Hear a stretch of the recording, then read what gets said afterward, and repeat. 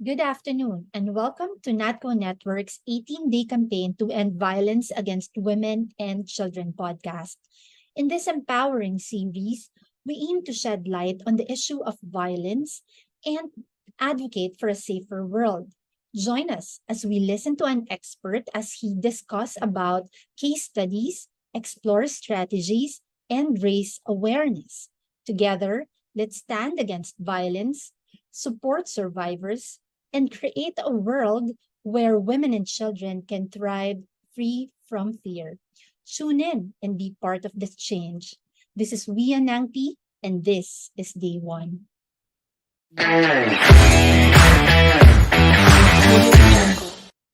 My warmest greetings to all who are watching this podcast. I'm 𝐒𝐚𝐟𝐞 Vergara, the chairperson of the Gender and Development Committee of the National Confederation of Cooperatives, or NATCO, and the women representative to the board of NATCO, representing Oro Integrated Cooperative. The National Confederation of Cooperatives, better known as NATCO, is a national federation that represents and supports cooperative enterprises in the Philippines. With more than 904 cooperatives and 7.4 million individuals as its members, NATCO aims to empower its member cooperators and promote socio-economic development through the cooperative principles. Violence against women appears as one of the country's pervasive social problems. The 2022 National Demographic Health Survey, released by the Philippine Statistics Authority, showed that 1 in 5 women, or 18%, aged 15 to 49, had experienced physical, emotional, or sexual violence from their husband or intimate partner. Globally, about 1 in 3 women, or 30%, had experienced either physical and or sexual violence from an intimate partner or non-partner in their lifetime, as indicated by estimates published by the World Health Organization. In addition to being an offshoot of gender bias and a severe violation of women's rights and fundamental freedom, violence against women is considered a major public health problem as it affects a woman's attitudes, behaviors, and sense of self, limits her potential growth and personal development, jeopardizes her health, safety, and welfare, and impacts not only her family, but even her community.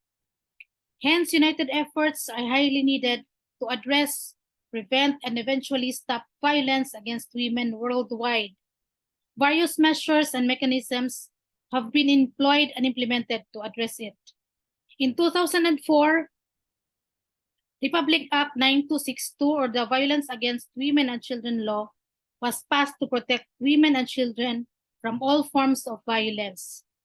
By virtue of Republic Act 10398, November 25 of every year is declared as the National Consciousness Day for the elimination of violence against women and children, wherein government agencies are mandated to raise awareness on the problem of violence and the elimination of all forms of violence against women and girls.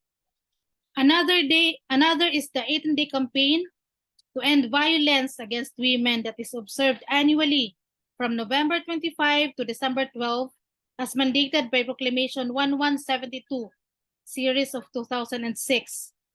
The 18-day campaign to end violence against women supports the Philippine government's goal of protecting the human rights of women and girls by upholding its commitment to address all forms of gender-based violence as is enshrined in the 1987 Constitution.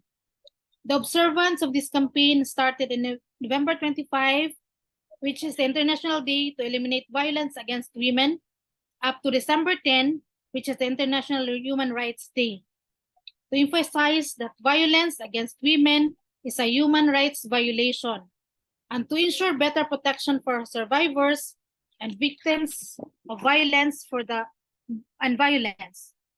For the year 2023, the 18-day campaign to end violence against women will center around the recurring 6-year theme that's on 2022 and 2027, United for a Vow-Free Philippines. This theme aligns with the UN Women's Unite by 2030 to End Vow campaign, highlighting the powerful impact of combining individual efforts towards a collaborative and united thrust for a vow-free Philippines.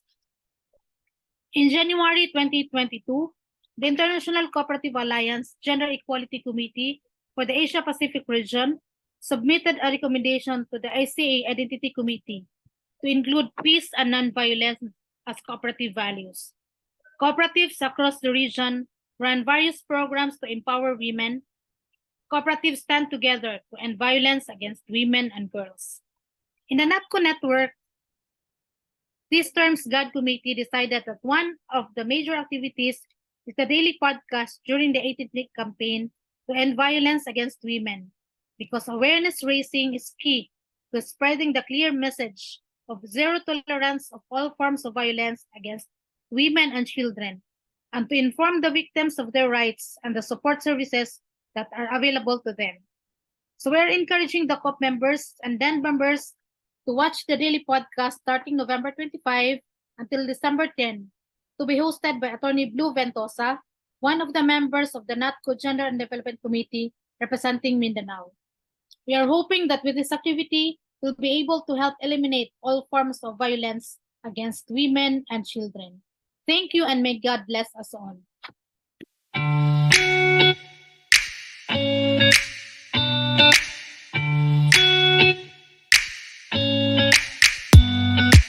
Important disclaimer. This podcast may contain content, language, and discussions that could be unsuitable for certain audiences. Listener discretion is advised. The views and opinions expressed by the hosts and guests are their own and do not necessarily reflect the views of the podcast platform. Parental guidance is recommended. Additionally, please be aware that this episode includes discussions about violence against women. A trigger warning is issued, and we encourage sensitive listeners to exercise caution. Thank you for understanding.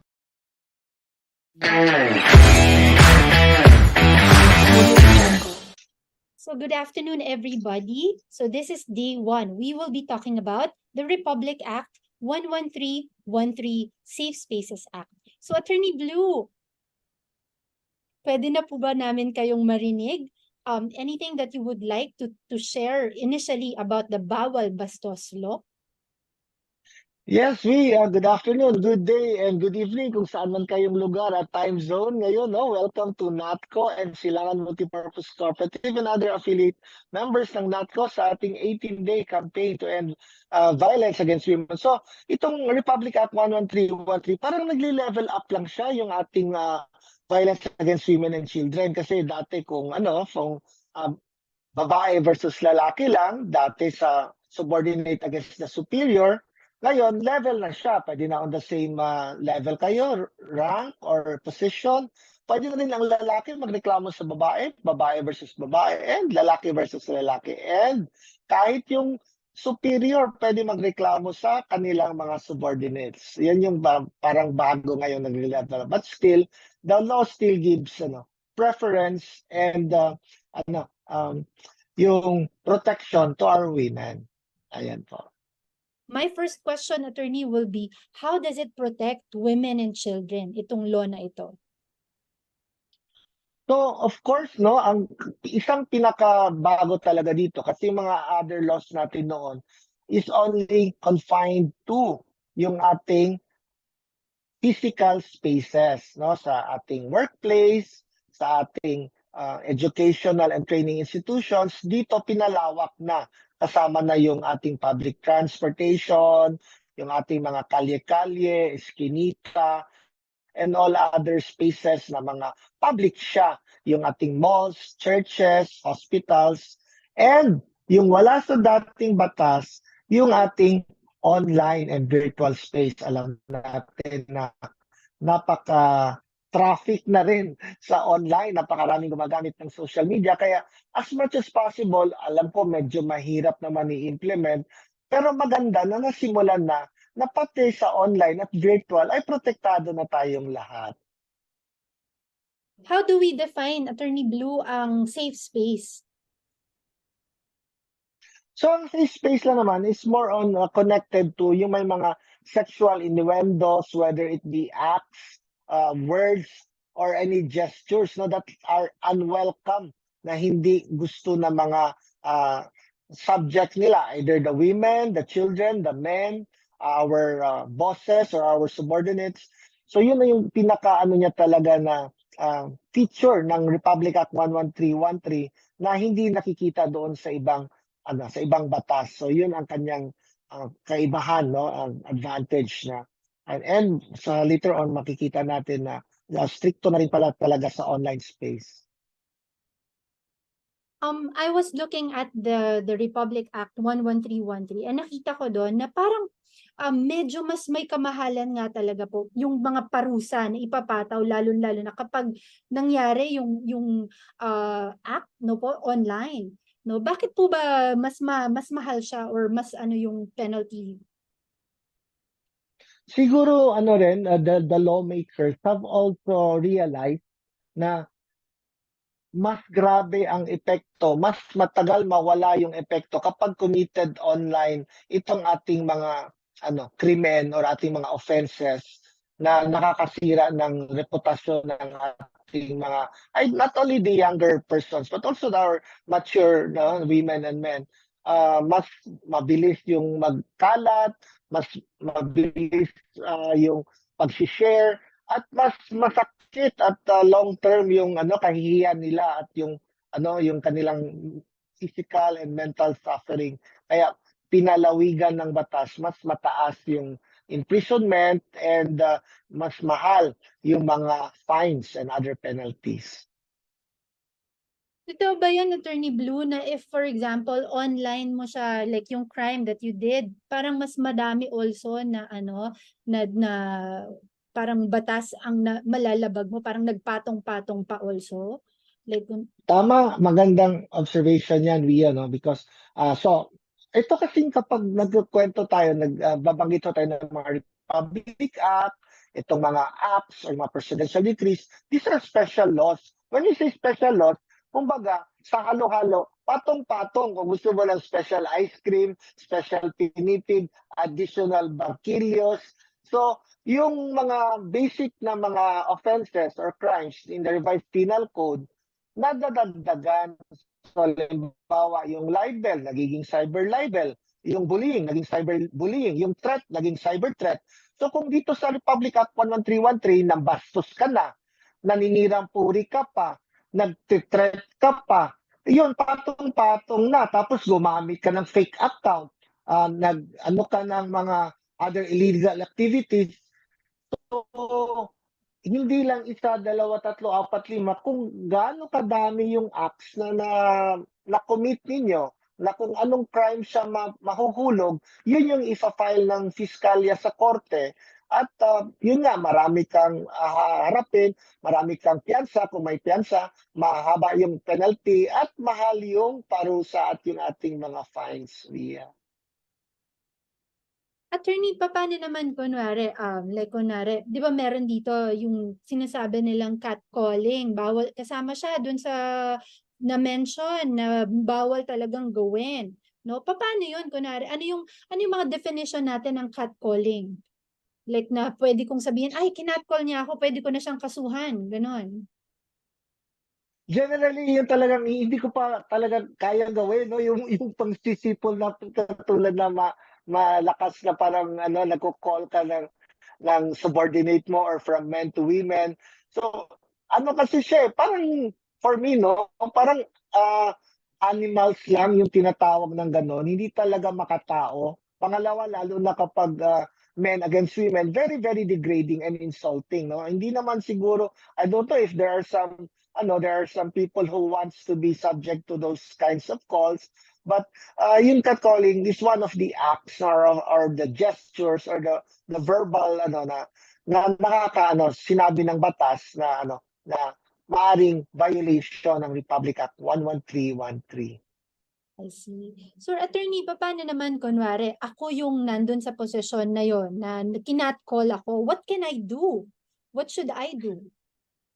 Okay. So may sinasabi yung batas na kung saan tayo na subject ng kabastusan, pwede tayo doon dumulog, no? So meron tayo sa women's desk, sa mga sa kapulisan. 100% na ngayon ng lahat ng police stations ay meron tayong Women's and Children's Protection Desk sa barangay.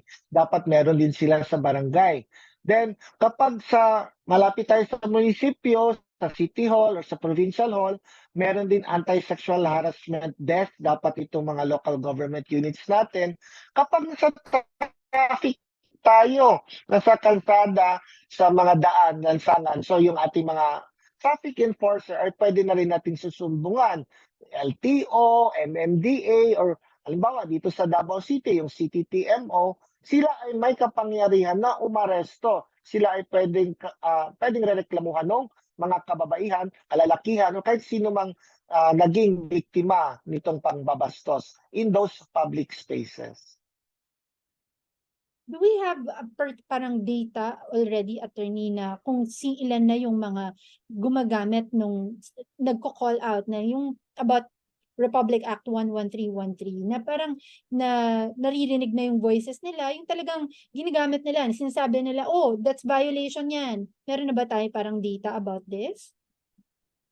Specifically, wala pa talaga, Wing. But alam natin, ang pinaka-data lang natin ay yung mga cases filed in court o yung mga blatter, yung tinatawag natin na incident reports sa kapulisan. Siguro dito rin sa kabarangay. That's a good question. Alam mo kung bakit? Kasi meron tayo na kapag yung dito sa 1.3 ay second time na nila ginawa at dinayolate itong batas na ito. So parang ano lang din naman yung ating driving violation na una, suspension, fine na 5,000, fine na 10,000, tapos iba-iba pa. Ganun din dito sa batas ito. I think baka makakatulong yung ating mga kooperatiba na magbigay ng mga ganitong datos sa ating mga... Hello po, nandyan pa po ba kayo, attorney? Naririnig pa po ba niyo ako or nawala na po ba siya? Ayan. Sorry po. Ayan. Nag-off lang konti si attorney dahil mahina ang internet. Naririnig niyo na po ba kami? Okay, I can turn on my Ayan, sige. Ayan. Alright Can po. you hear me now? Yes po, attorney. Loud and clear. Ayan po. I Sige. think meron tayo ditong mga slides na share si Richelle na maaari natin higit pang makita para makita yung ano po ba yung batas ng Republic Act 11313. Go ahead, Richelle. Okay.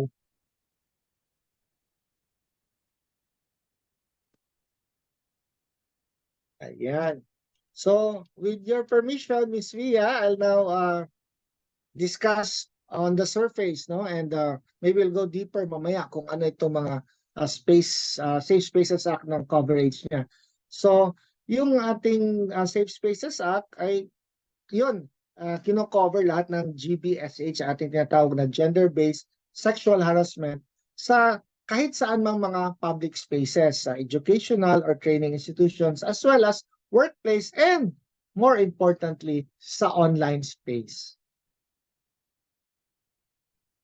So ano ba itong GBSH dito sa ating public spaces, no? So ang sinabi, ang gender-based sexual harassment in public places are committed yung unwanted and uninvited sexual actions or remarks, no? Napag-usapan natin kanina yung mga catcalls, yung mga high sexy dyan, yung mga iba pang mga remarks na regardless sa motive nila or ito ba isang prank lang or katuwaan lang, kasi masyadong stricto na ngayon yung batas about this GBSH. So, alin-alin ba mga public spaces ang saklaw nitong batas na ito? So, streets and alleys, yung roads and sidewalks, buildings, restaurants and cafe, public parks, schools and churches, government offices, malls and public markets, transportation terminals and common carriers. So pati yung mga sinasakyan natin ng mga jeep, mga bus, yung mga tricycle, no? And this not only for the land transportation, kasali ang air and water transport. Yung mga lugar na ginagamit na evacuation center, yung ating public washrooms, kahit private vehicle daw pero covered by yung app-based transport network service. So alam natin meron tayong Grab, meron tayong Angkas, ano pa dyan yung mga apps na yan. Private nga sila, pero nagsiservisyo sila sa publiko. Then recreational spaces such as but limited to cinema and halls, theaters and spas, bars, clubs, resorts, water parks, hotels and casinos, and internet shops. And last but not least, all other areas regardless of ownership. So this is openly accessible or offered to be accessed by the public. So meron tayo sa Makati or sa ibang mga lugar, let's say in Cavite or in Davao City, yun ay mga private roads, no, or private alleys na ginagamit ng mga public passengers or drivers. So kahit ang may-ari is subdivision or a corporation of private person, kapag ginagamit ito ng publiko ay saklaw na rin siya na public space dito sa RA 11313.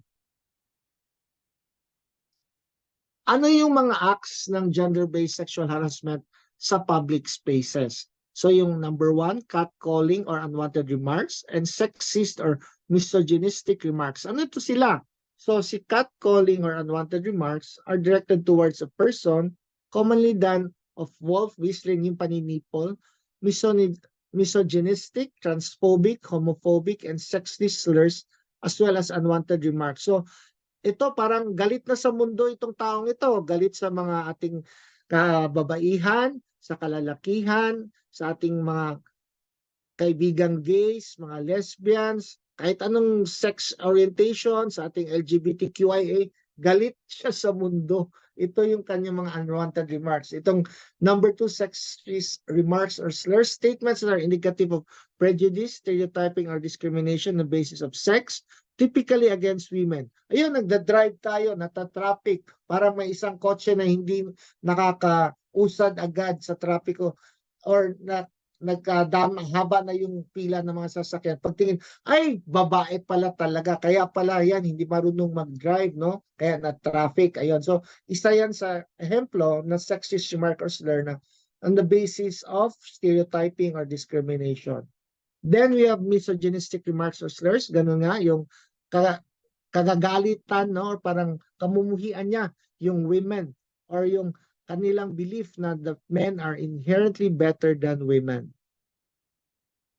So, yung homophobic or transphobic remarks, yun, katatakutan or galit or aversion towards persons or perceived to be actually identified as lesbian, gay, bisexual, queer, pansexual, and such other persons or diverse sexual orientation, gender identity or expression, or towards any person perceived to or actually have experienced same-sex marriage. Dati yung maalala natin yung talamak yung AIDS, no? Kasi mga lesbians or ano yan sila, homosexuals, no? Kasi yun, naggamit ng sexual activities or sexual intercourse ng same sex.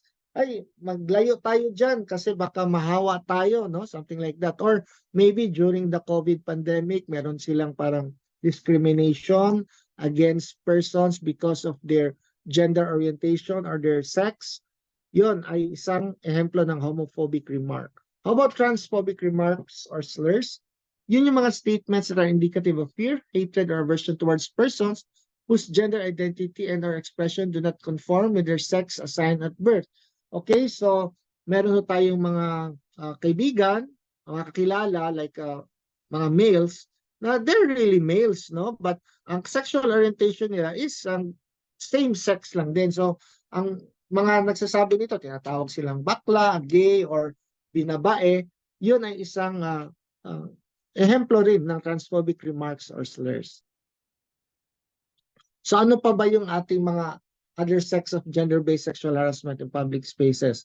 Yun, persistent, uninvited comments or gestures on a person's appearance, yung sa pananamit natin or siguro sa makeup or kulay ng buhok, pinasabi-sabi, or yung may kasamang may kasamang sexual base na uy, ang laki ng boobs or ganun, ang laki ng puwet or ang lalaki masyadong bulging, no, ganun. So relentless remarks for personal details. Oh, hi sexy, can I get your number or can I get your FB or something like that? O saan kayo nakatira? So yun. yung statement of sexual comments and suggestions. Siguro itong nagpapapogi ito kasi callboy ito siya, or ito nagpapaganda kasi prostitute ito siya, or something like that, no? Public masturbation or flashing of private parts, groping, making offensive body gesture at someone, other similar lewd actions. So actions ito siya. So alam natin na it's against public scandal din ito, itong public masturbation or flashing of private parts, or yung sa mga LRT, sa bus, no? Yung minsan sabi nilang nangihipo, yan ay saklaw ng gender-based sexual harassment in public spaces. So any advances, whether verbal or physical, that is unwarranted and has threatened one's sense of personal space and physical safety. This may include cursing, leering, and intrusive gazing and taunting. Ang magandang ehemplo siguro nito ay sa workplace or sa school or dito sa ating mga environment na meron tayong maraming kasamahan at meron tayong mga superiors na pinapahirapan tayo minsan sa ating trabaho, at meron din siyang mga sexual undertones, no? So yung paninirang puri or yung pangiinsulto, at yung minsan yung parang sa tingin pa lang ay huhubaran ka na or something, anong gagawin, no? So yan ay saklaw din sa gender-based sexual harassment in public spaces.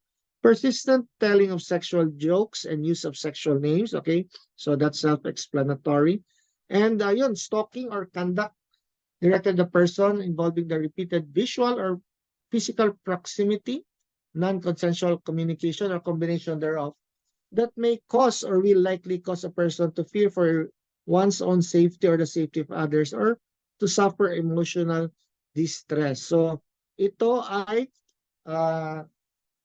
virtual and physical, no? So maaring sa iba through their emails or sa mga messenger, maaari kayong maging liable din dito.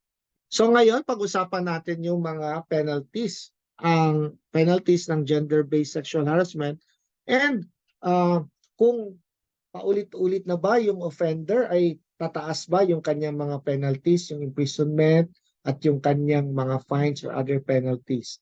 And nabanggit rito na dapat yung ating mga LGUs, ating government, local government units, ay dapat din may mga ordinances which impose severe penalties for the acts specified in the Safe Spaces Act, subject to the conditions set under the administrative code. So to the credit of Quezon City, if I'm not mistaken, that time of Mayor Bistek, no, si Herbert Bautista, siya yung unang isang local government unit na may mga ordinances that protect gender-based sexual harassment in public spaces.